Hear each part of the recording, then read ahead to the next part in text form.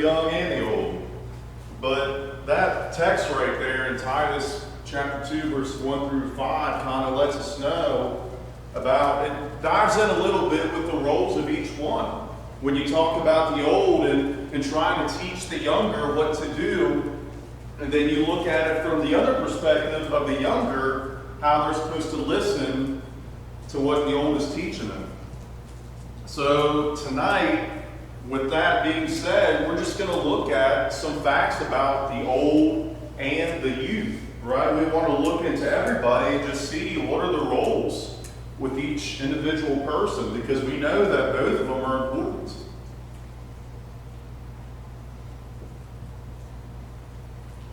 So let's look at some key passages concerning the youth. So if you would, let's turn to Ecclesiastes chapter 12, and we're going to look at verse 1. Ecclesiastes chapter 12 and verse 1.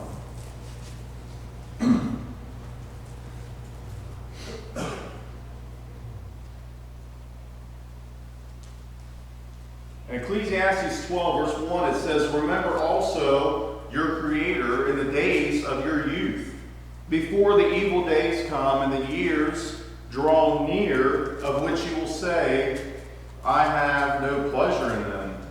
So what does this say about, remember your Creator in the days of your youth? It's talking about how the youth is the best time to start with your worship. It's the best time to learn about God and who He is and not to neglect Him. Right? We want to always remember God and remember the Creator in everything that we do, because we know that every action we have on earth is going to lead to what could possibly lead to our future in the day of judgment. So remember in the days of your youth not to neglect or forget the Creator and why we do what we do. So that's how important it is in the days of your youth. And that also stems and when you think about youth, you think about, these young people, right? You see the young people and you see what all they get into. You have school. You have activities after school. You are exposed as a young person to a whole lot more. So what this passage is basically saying is, no matter whether you go to school, no matter what you hear, no matter where you go, right? Always remember the Creator. Make sure that when you're in school or when you're in a sport or when you're doing those extracurricular activities, that you remember everything you do is to try to please God. And remember those teachings too in Titus 2 about the older to the younger. What's another passage we can learn from? Let's go to 1 Timothy 4. 1 Timothy 4 and verse 12. 1 Timothy 4 and verse 12.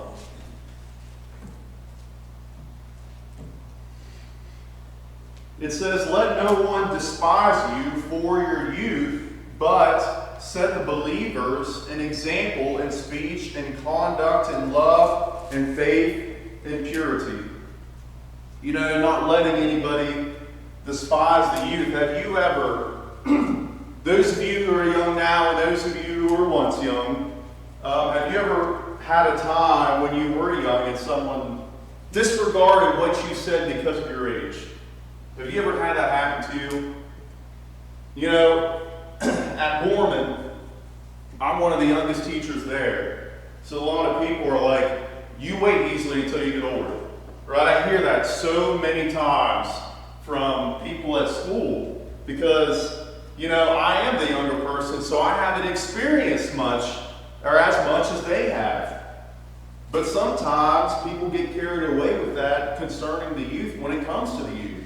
So what this text basically says is let no one despise you for your youth, but it doesn't end there, right? When you show that from a youth standpoint, you got to show and be an example of who God would appreciate, right? Your conduct, you got to show in speech and love and faith and purity, right? Don't let anybody despise you because of how old you are. Show them how wise you are and show them how good of an example you can be as a child of God, no matter how old you are. Also, this is kind of stemming back from Titus chapter 2, right? Train up a child in the right way. You got to think of that in Proverbs 22, verse 6. When it comes to the older teaching the younger, you have to teach them the ways that are necessary for them to be saved. They have to learn it from somebody, right? They have to learn it from somewhere. So, in Proverbs 22, verse 6, it's just talking about training up a child in the right way. Make sure that child has gained that knowledge that is necessary for them to learn.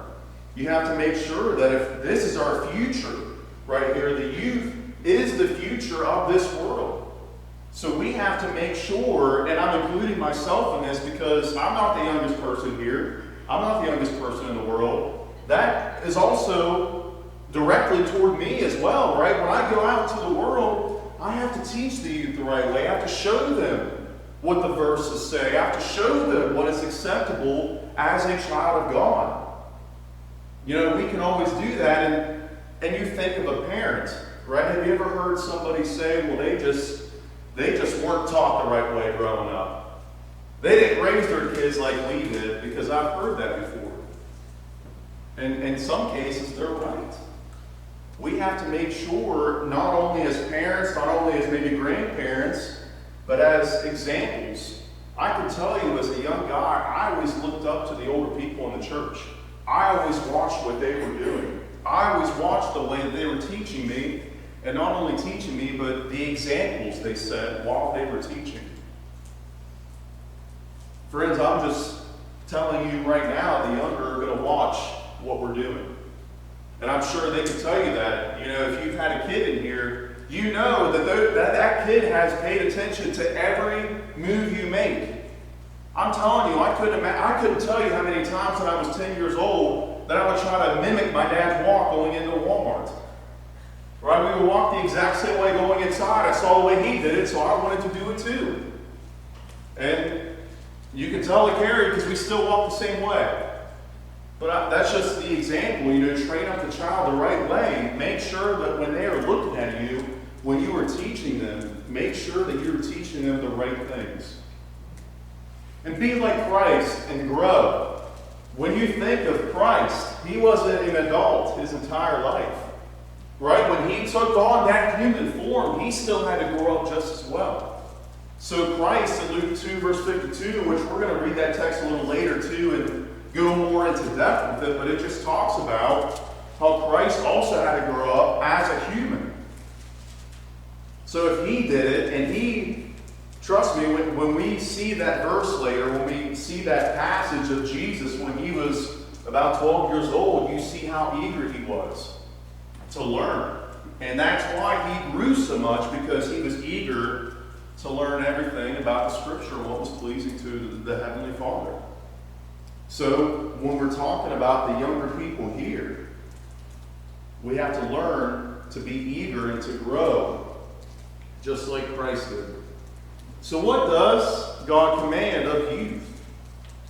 Well, we read in Ecclesiastes 12:1 what we need to do, but it also says in Ecclesiastes chapter 12, we're just going to go about 12 verses up in verse 13. In Ecclesiastes 12, verse 13, that states, the end of the matter, all has been heard. Fear God and keep his commandments, for this is the whole duty of man, right? It's not just saying it's the whole duty of the old man.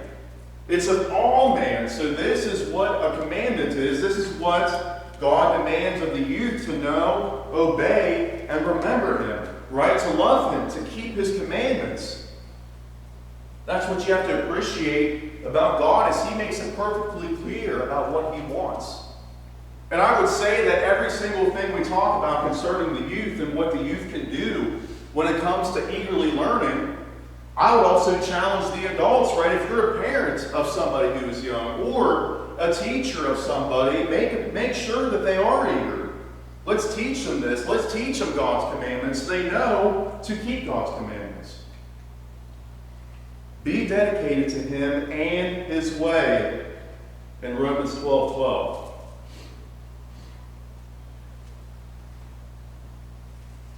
Have you ever tried And everybody in here has or has had a parent. So, have you ever tried to please your parent? And what did you do to please your parent growing up?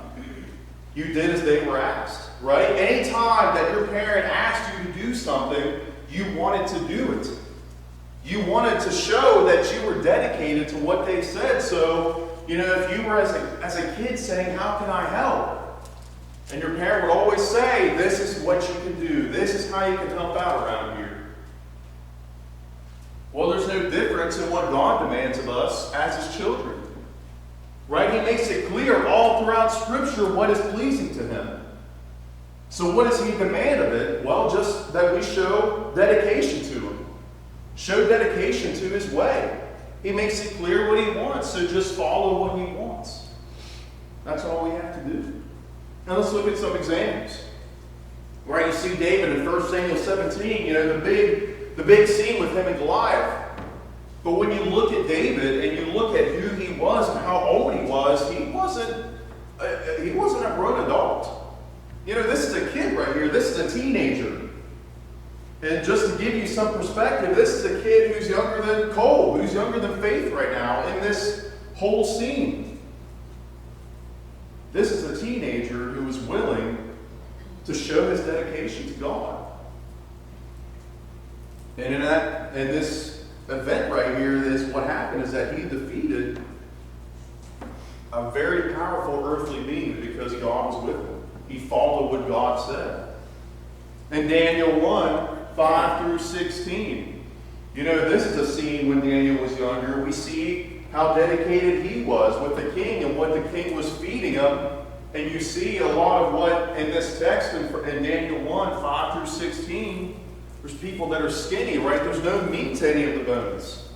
And they're trying to figure out, why aren't these kids gaining weight? So what does Daniel say in this text? He shows, he tells, let's just go to the text and see for ourselves. Because it's really powerful what Daniel does here. He's basically telling the adults how to do this.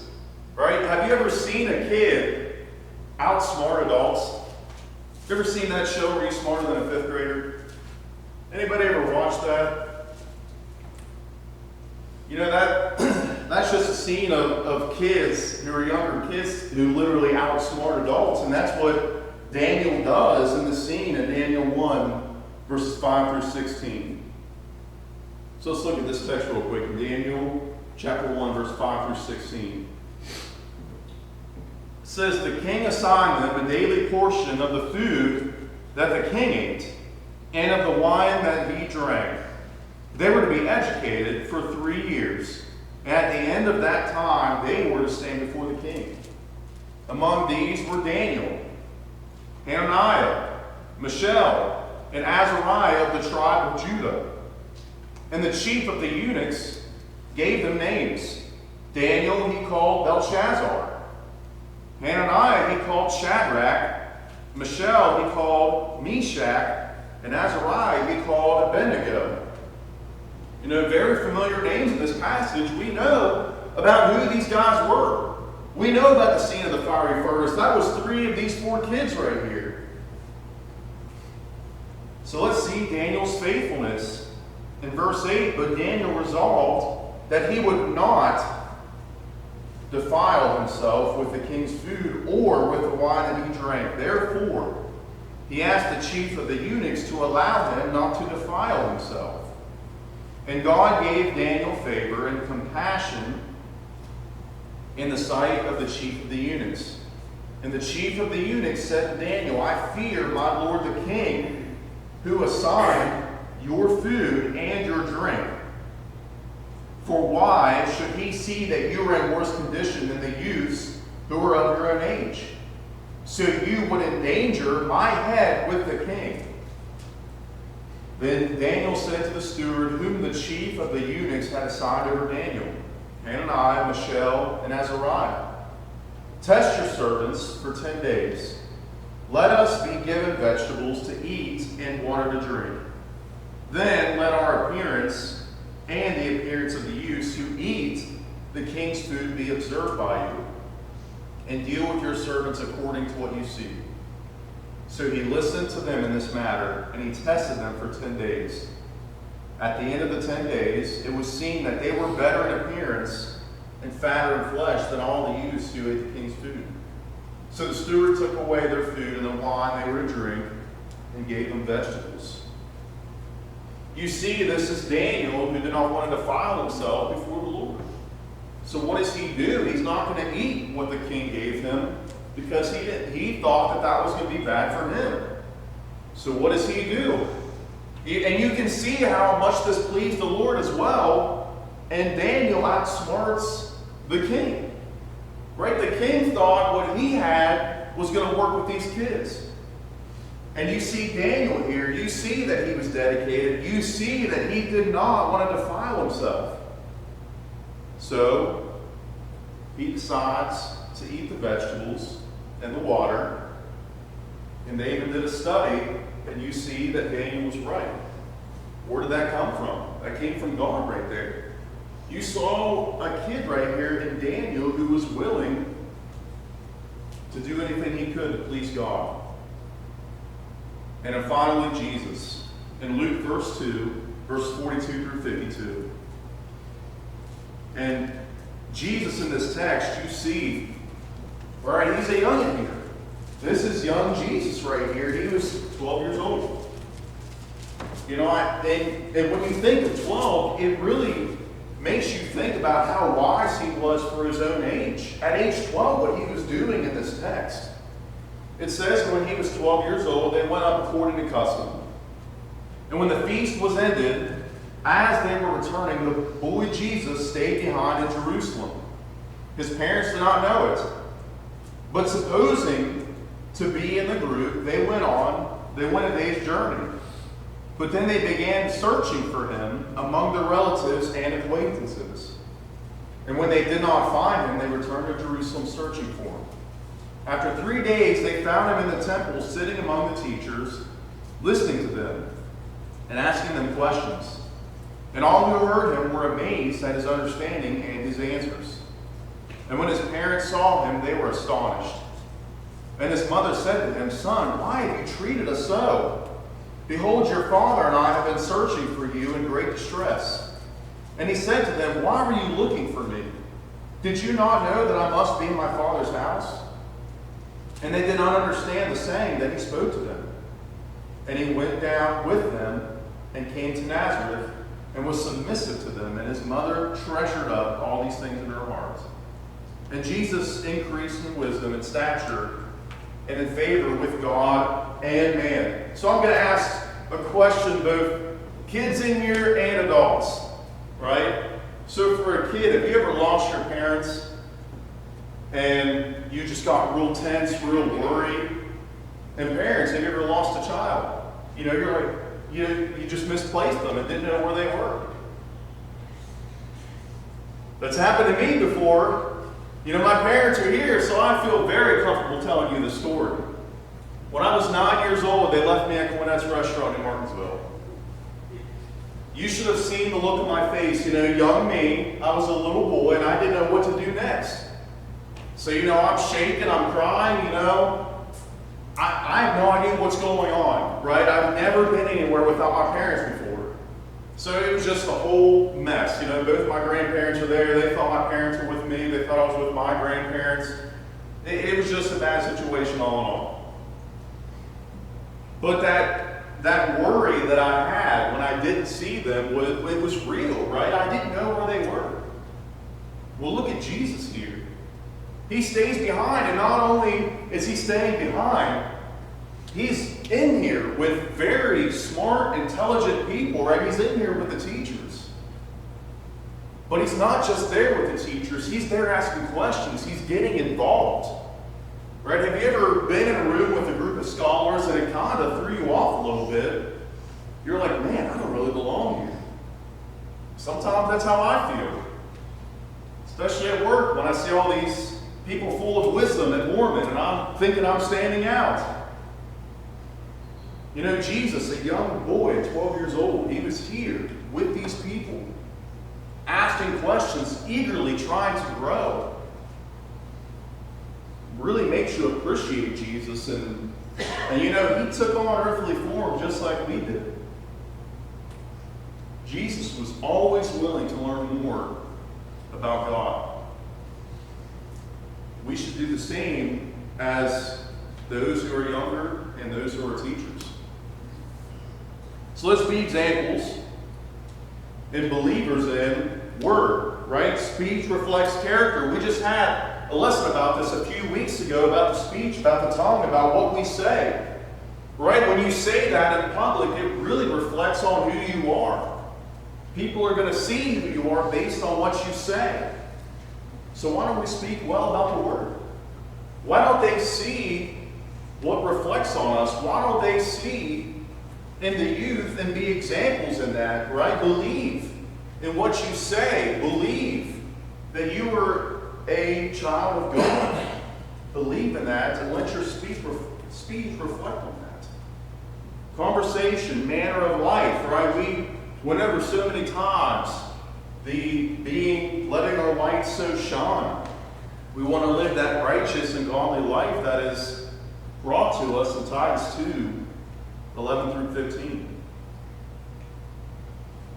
Be examples of believers in love. Let's go to Matthew chapter 22. Matthew chapter 22, verses 36 through 38. Matthew 22, 36 through 38. Teacher, which is the greatest commandment in the law? And he said to them, you shall love the Lord your God with all your heart, and with all your soul, and with all of your mind. This is the great and first commandment. And second is like it. You shall love your neighbor as yourself. On these two commandments depend all the law and the prophets. You're never too young to love.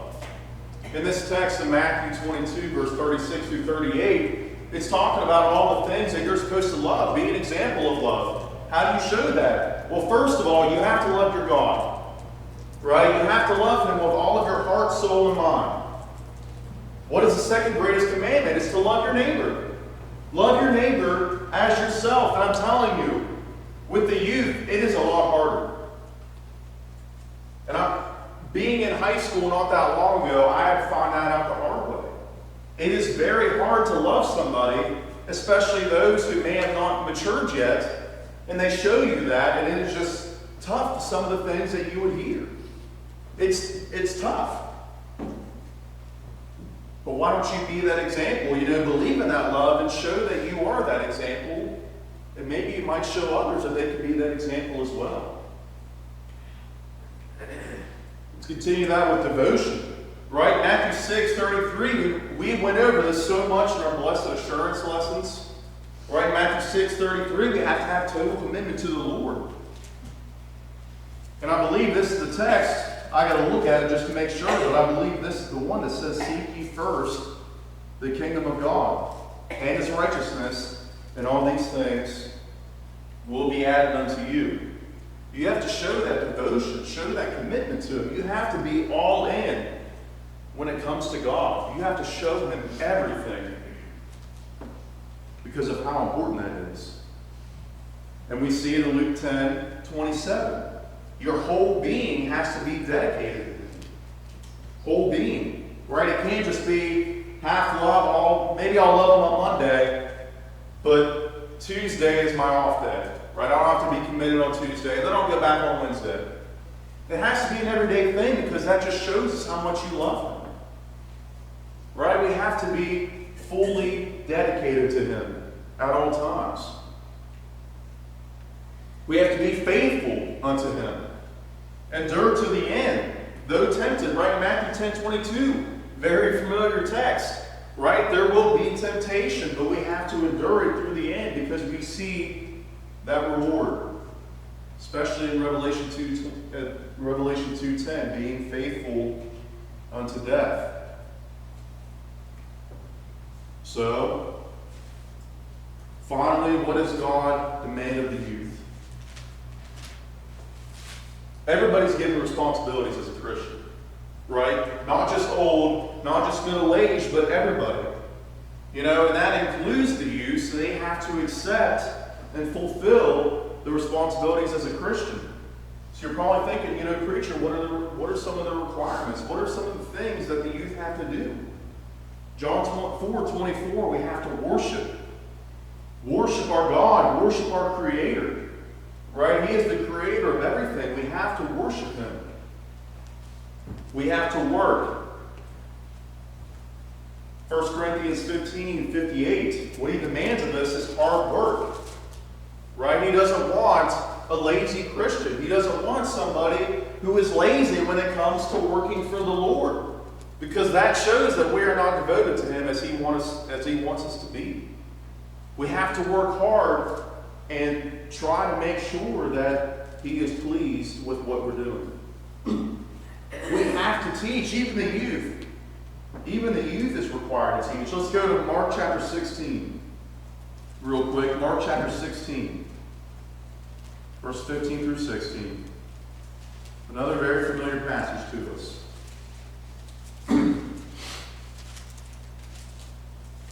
It says in verse 15, "And He said to them, Go into all the world and proclaim the gospel to the whole creation. Whoever believes and is baptized will be saved, but whoever does not believe will be condemned." Young people in here, huge responsibility. But not only are you young, but your classmates are young, your peers are young. Those of you who have classmates or those of you who have people in your school, right? They're young too. So I'm asking you as somebody who is young, somebody who is exposed to other younger people. Teach them. Teach them the Word. Let them know what the Word is all about. Because you all are the future. You all are what we can call, since you're younger and since you are going to be teaching others who are younger, we want to encourage as many of them as possible.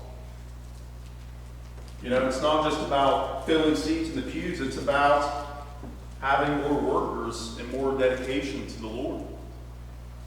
I know it's a hard task because, trust me, I was in high school not that long ago, I was in middle school not that long ago, I still have very vivid memories of that. It is tough. And some will reject, but that doesn't mean we quit teaching.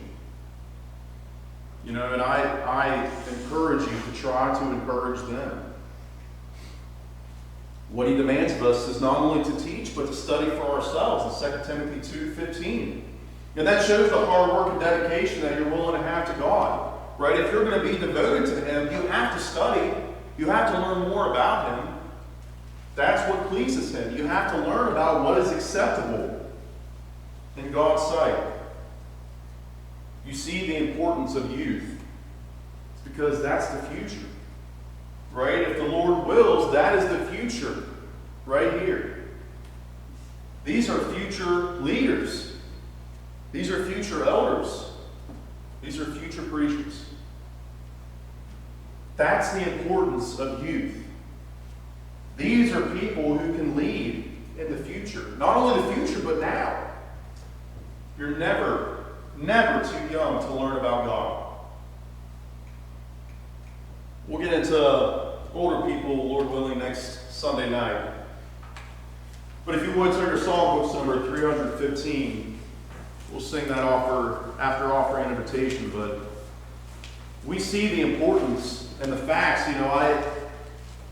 I want the youth to know how much appreciation they should have, right? Because they're the future here, and they can teach others who are also, and expose others to God who are also the future. But the message to everybody right now is for all of us to teach, for all of us to learn. I talk about how you're never too young to learn. You're never too young to love. You're also never too old to learn. We see the text in Revelation 2:10 to be faithful unto death. That doesn't mean that once you retire, you're retired from learning from the Scripture. Right? You have to remain faithful unto death. You have to keep up that good work. You have to keep learning. So I encourage you all tonight, if there's a time that, maybe lately you haven't been, what you've been wanting to be as a Christian, or if you just need us to simply encourage you tonight, please come forward. And if you need to get baptized and put on Christ, you will have the opportunity as we stand and sing the invitation song.